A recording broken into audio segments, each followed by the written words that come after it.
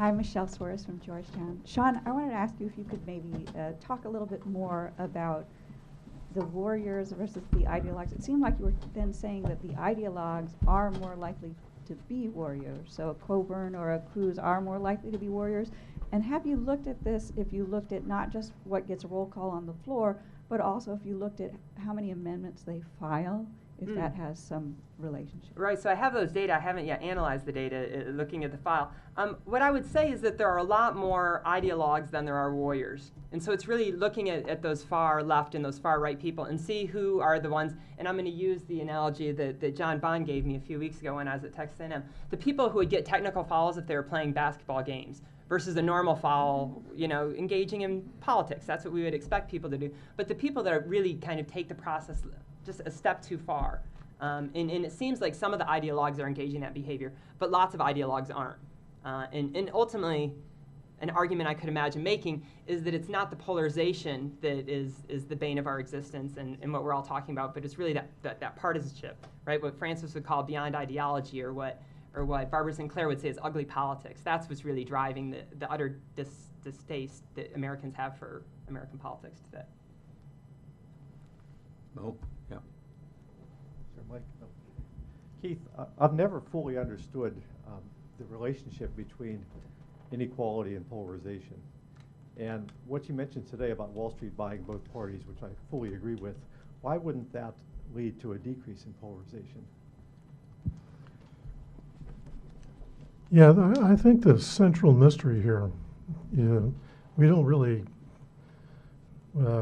it's clearly two-way causality, and we deal with that at length in our book, Polarized America, but it came out in 2006.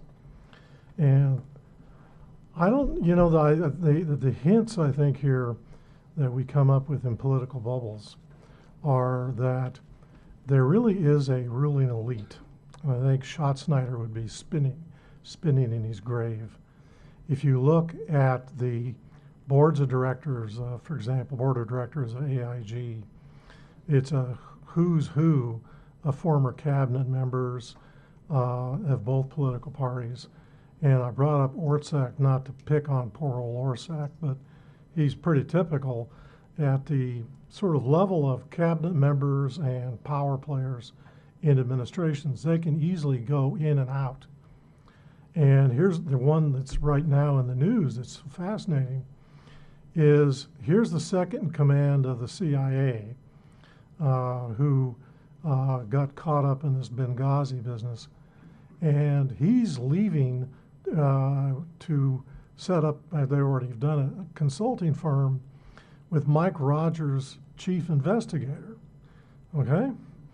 So that there's this incestuousness that seems to be orthogonal to the kind of looniness we're seeing out there in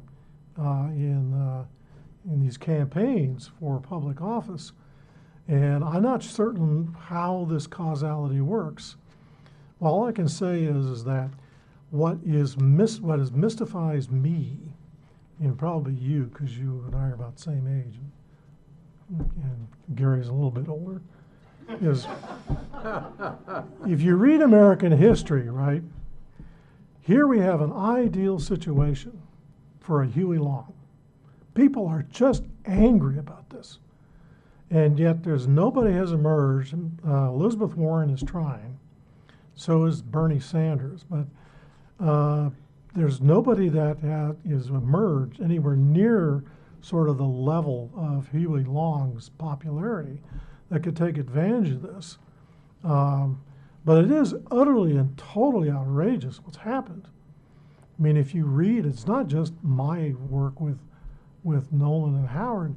If you read Reckless Endangerment, The Big Short, Jeff Conningan's book, who worked, was a big fan of Joe Biden and has the inside story of how Dodd-Frank was rammed through.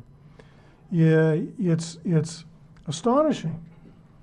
Yet why it doesn't show up, why it doesn't go, why the Republicans haven't seized it, and only Elizabeth Warren seems to be seizing it, is something that I don't understand. to be quite honest. I don't understand it. Because you don't have the level of mass suffering that you had at that time. I think it's You don't right. have the mass impoverishment, mass unemployment. You have government programs that are protecting people from the worst consequences. Yeah, I think that's part of it. And the- Circuses.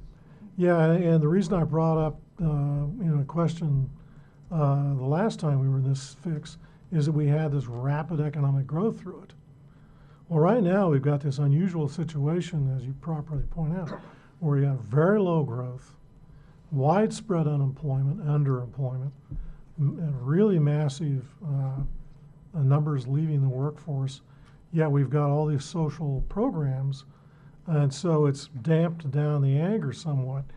But the rich are getting richer and richer and richer and richer.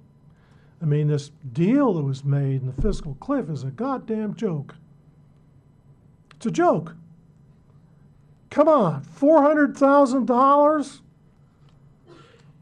You could have let the whole thing expire and then made a deal. So what does that tell you about the two political parties? Huh? Okay? The rich have gotten away with it. The banks are more concentrated than ever. Inequality is worse, has gone up dramatically in the last 5 to 6 years. And we haven't done the taxes and the reforms necessary to do something about it. And I agree with Mo. I don't know why. I just don't know what's going on. That's one of the reasons why I've just become completely apolitical. Seriously.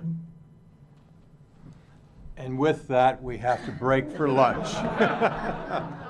We're going to take a, thank you, panelists.